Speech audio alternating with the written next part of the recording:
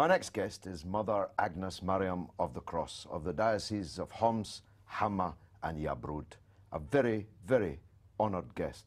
Mother Agnes, thank you for joining us on both of our parts. We're honored to have you here.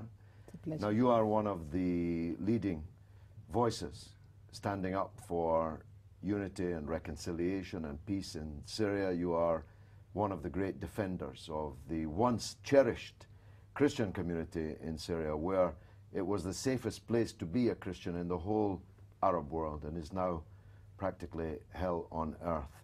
Tell us, please, from your standpoint as someone who has been living through all of this, exactly what the situation is for Christians in Syria.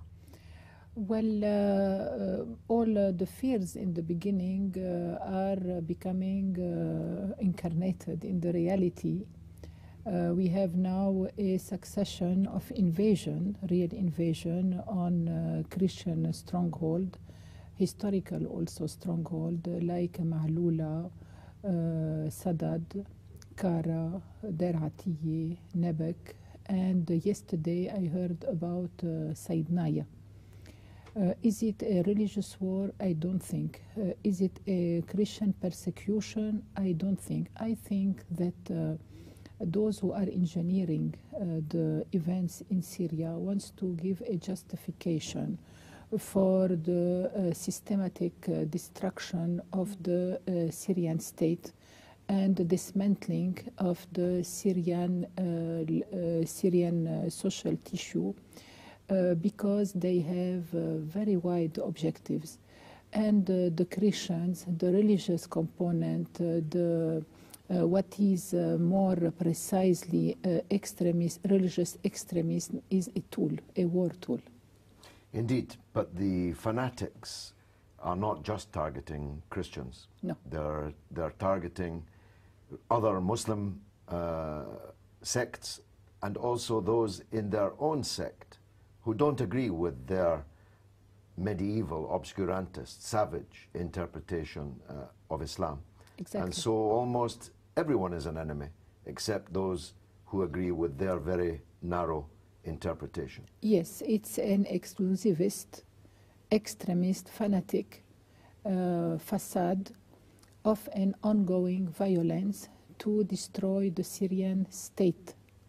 Indeed, and though Christians have always had this honored special place in Syrian society, now what do you think your Muslim neighbors imagine when they see statues of the Virgin being willfully smashed, churches being sacked, the black flag of Al-Qaeda being placed in the place of the cross?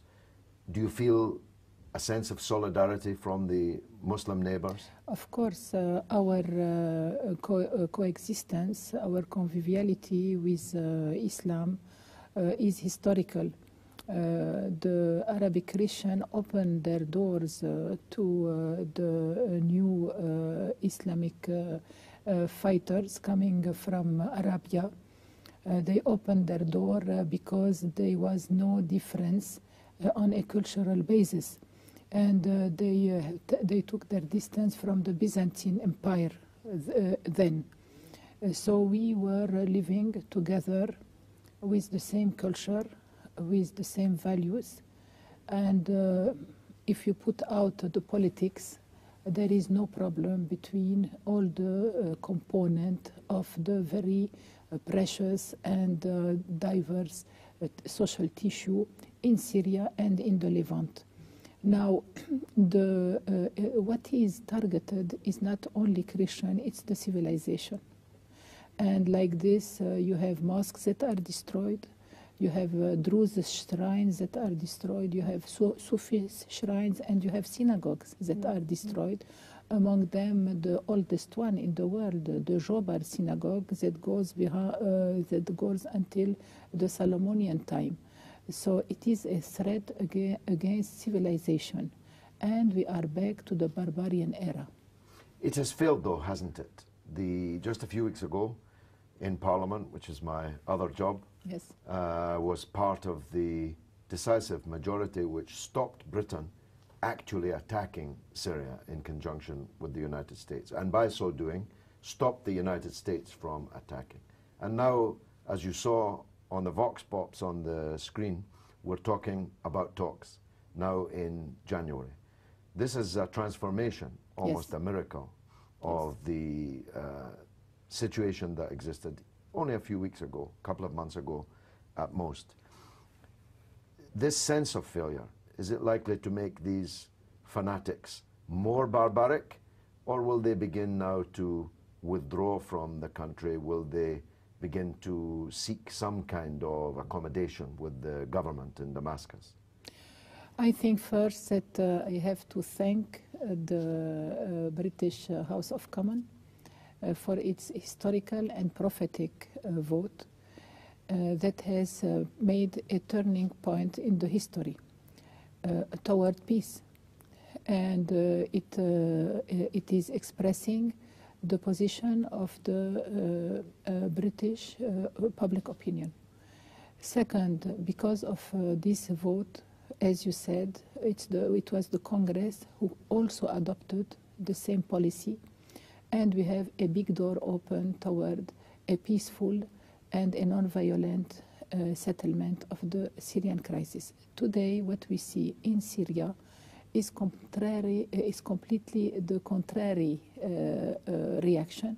They want to make points, to register points, and so there is a terrible recrudescence of violence everywhere. You have heard about blind shelling on civilian populations, on children, on bus schools, on professors in Damascus, in Homs. Every day we have news about slaughtering people. This blind violence seeks to register point for negotiation, but they are really showing the real face of the ongoing violence. And I really make here an appeal to all those who stand behind those foreign fighters. Please, for the sake of humanity, stop the fueling of such means. You will not gain anything. You will, at the end, the history will judge you. The response on the streets was pretty overwhelming that we don't want war, Gayatri. No, they don't. They're very tired of it. In the back of their mind, they still have the Iraq and Afghani war. Yes.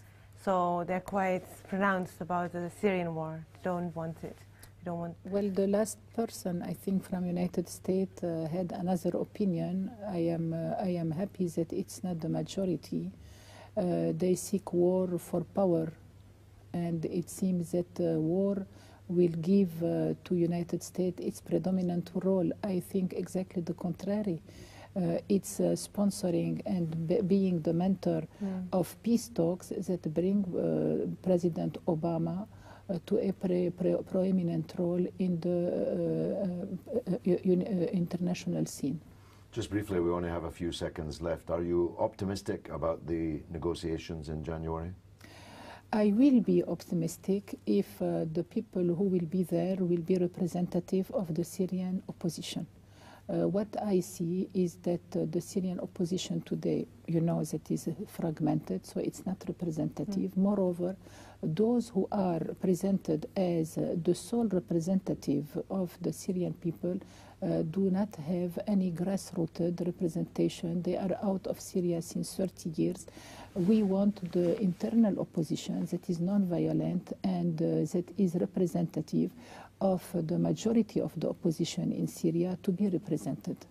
Mother Agnes, we must all pray for that outcome. Yes. Thank you very much indeed Bless you. for joining us on Thank you. Sputnik.